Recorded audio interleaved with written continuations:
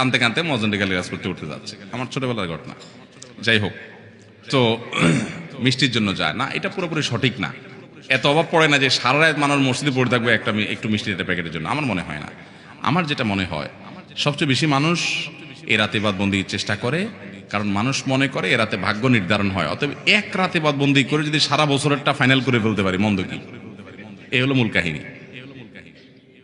আল্লাহ তাআলা আমাদেরকে বিশুদ্ধ পদ্ধতিতে ইবাদতবন্দি করার তৌফিক দান করুন। তাহলে ভাইরা আমার, মধ্য শাবানের রজনীতে আমরা আল্লাহ তাআলার কাছে ক্ষমার উপযুক্ত হওয়ার জন্য, হিংসা শিরক থেকে মুক্ত হওয়ার চেষ্টা করব। ক্ষমা পাওয়ার জন্য প্রচেষ্টা আমাদের থাকবে, কিন্তু ওই যে বেদাতি পন্থায় বিশেষ ফর্মে ঠিক করে ইবাদত, নামাজ, হালুয়া রুটি খায় মানুষ। হালুয়া রুটি কেন খায়? কেন খায় হালুয়া রুটি ভাই? সারা দেশে অনেক জায়গায় এখনো এটা হালুয়া রুটি ওই দিন বানাবে মানুষ। হালুয়া রুটিটা কেন হয় বলেন তো?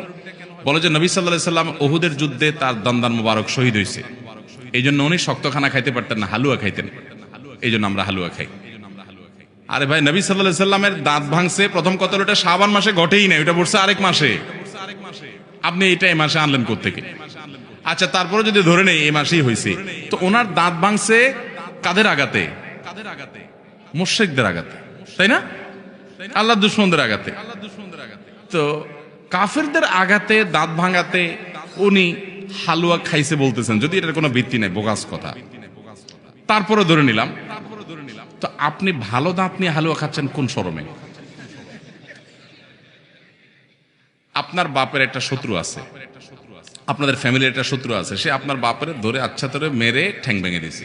আপনার বাপ বেচারা ওই ভাঙা ঠ্যাং নিয়ে একটা লাঠি নিয়ে ভর করে করে খোঁড়ায় খোঁড়ায় উনি হাঁটেন, কারণ পা ভেঙে গেছে বেচারা। আপনি আপনার বাবার ওই যে শত্রু, যে আপনার বাপের পা ভাঙছে, ওই শত্রুর সাথে আপনার বিরাট দরম বরম দোস্তি, চা দোকানে আড্ডা ফাড্ডা মারেন, সব জায়গায় ঠিক আছে, কিন্তু বাড়িতে আইসা বাপের সামনে আপনি ভালো পাও নিয়া একটা লাঠি নিয়ে আপনি খোঁড়ায় খোঁড়ায় হাঁটেন। কেন? বাবার প্রতি সহমর্মিতা দেখা, যে আমার বাবার যেহেতু পা ভেঙে দিছে, এই জন্য বাবা খোঁড়া খোঁড়ায় হাঁটে, আমি এখন ভালো পাও নিয়া লাঠি নিয়ে খোঁড়ায় খোঁড়ায় হাঁটতেছি। কি বলেন? এই দৃশ্য যদি দেখে আপনার বাপে কি করবে? হাতের লাঠিটা দিয়ে বলবে, আমার পাও যা যাক, তোর আগে কয়টা বাড়ি দিই বেয়াদব, তুই আমার ব্যাঙ্গাইতে আসছস?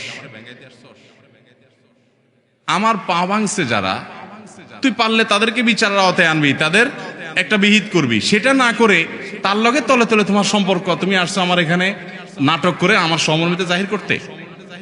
নবী সাল্লাল্লাহু আলাইহি সাল্লামকে যারা দাঁত ভাঙছে তাদের সাথে তো দোস্তির কোনো কমতি নেই, তাদের প্রতি তো আপনার সহমর্মিতার কোনো কমতি নেই, ওয়ালা বারা বলতে কিচ্ছুই নেই। কিন্তু আপনি হালুয়া